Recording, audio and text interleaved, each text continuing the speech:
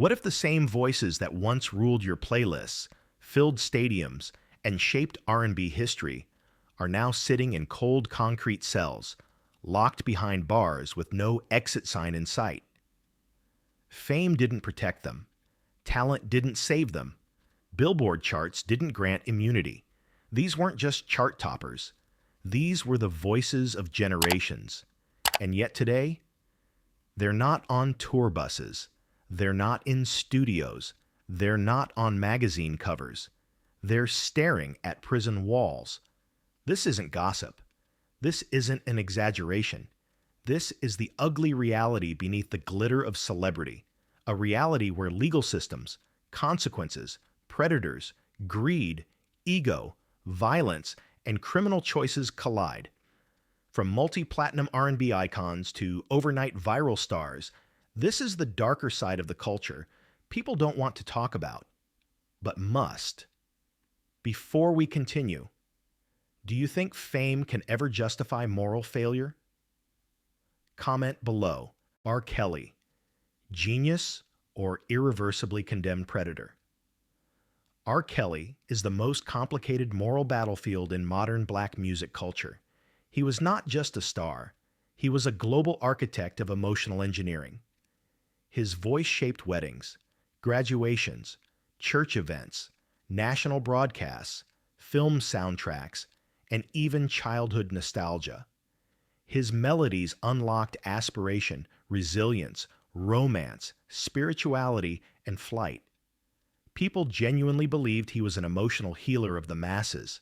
But parallel to that legendary power was a secret system of criminal exploitation, manipulation, coercion, and psychological abuse that spanned decades. This wasn't one mistake. This was a criminal enterprise disguised as talent, protected by fame, insulated by industry money, shielded by loyalist fan denial, and reinforced by silence. The truth is, the world didn't fail to see it. The world chose not to see it until it became socially inconvenient to ignore. The conviction wasn't shocking. The real shock was how long he got away with it. 30 years federal time, additional stacked charges. The legacy is permanently fractured. Can we still stream his records without directly supporting the destruction of his victims? Should society erase the soundtrack of millions simply because its creator was morally diseased? Or must art be forever separated from the artist, even if that separation is psychologically uncomfortable? Should the world cancel the man, but preserve the music? Or should the world delete both completely as a form of cultural justice? Now you decide. Does musical contribution ever outweigh human violation? Young QC. The most evil betrayal ever recorded in modern black music culture. Young QC's crime is not just disturbing.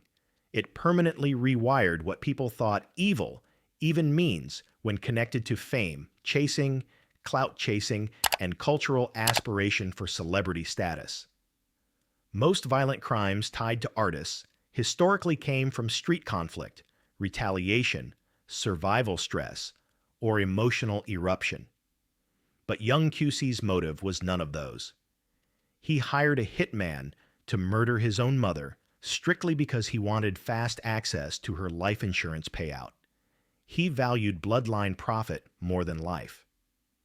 He turned the person who fed him, raised him, funded him, protected him, trusted him, and believed in him into a target on a spreadsheet like a financial asset liquidation event. Prosecutors called the act one of the most selfish, cold, morally nihilistic cases they had ever handled. This was not mental breakdown or distress. This was greed as religion. Courtroom observers described his demeanor as emotionless and eerily calm. In 2020, he received a 99-year sentence with zero possibility of parole. His name instantly shifted from rising artist hopeful into symbol of irreversible moral decay. Fans did not debate this case. Fans did not divide. There was no tribal culture war. There was universal disgust, no forgiveness arc, No redemption conversation. No just separate art from artist argument.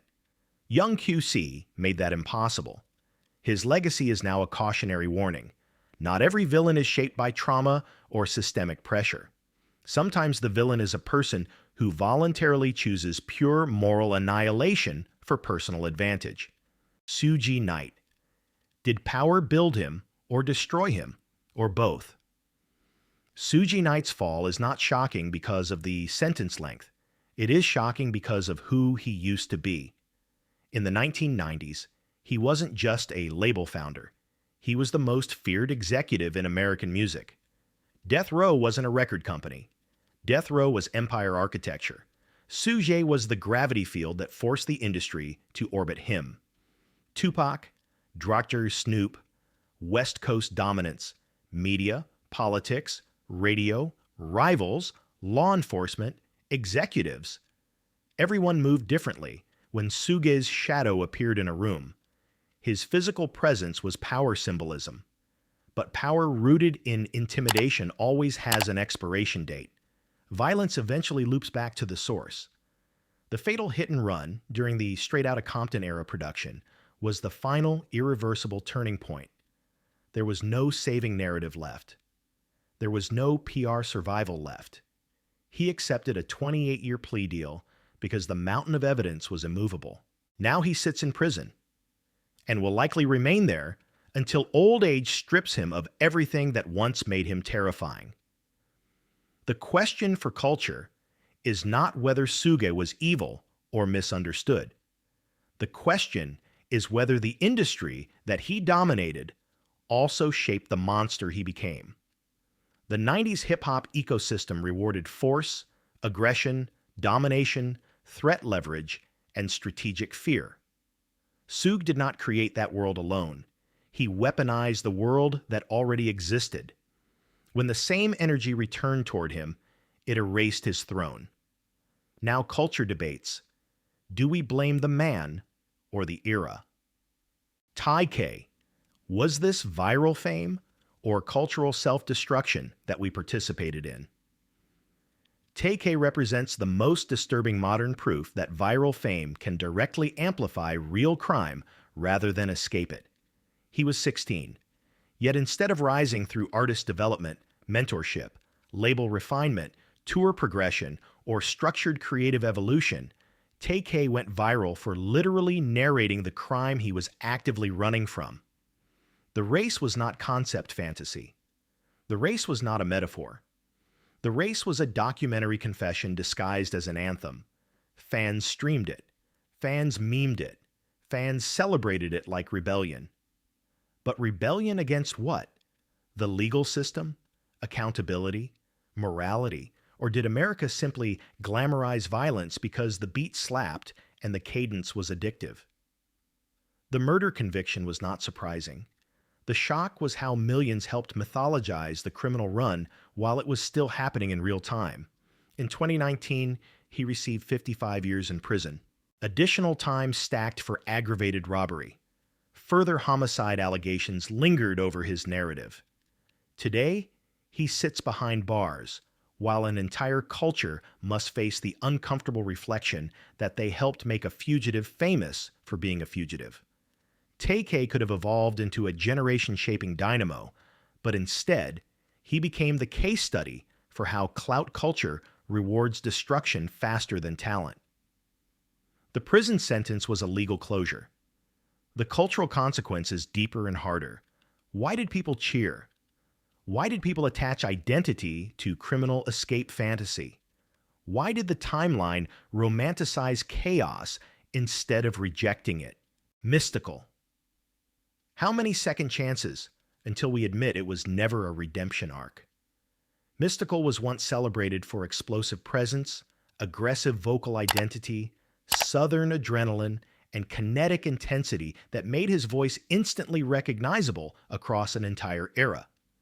But when people talk about Mystical now, they don't talk about cadence or delivery or performance.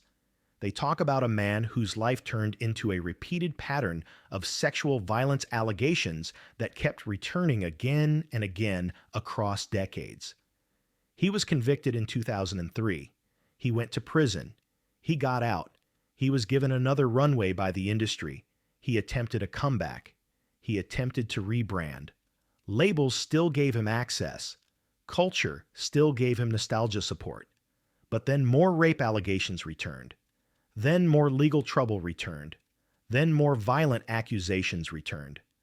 The 2022 arrest for first-degree rape, domestic abuse, false imprisonment, battery, and property damage was the final nail. There is no "well, he made mistakes" narrative with Mystical. This is not a man facing one tragic moment that spiraled. This is a man repeatedly accused of sexual predation over multiple eras. And when you have repeat patterns across time, across context, across different women, and across entirely different seasons of fame, culture no longer debates the gray zone. Culture declares the pattern itself as the truth. Mystical is no longer a fallen legend. Mystical is now a hard proof case where forgiveness is not morally defensible. Ja Cure. If healing was the brand, why did violence always return stronger?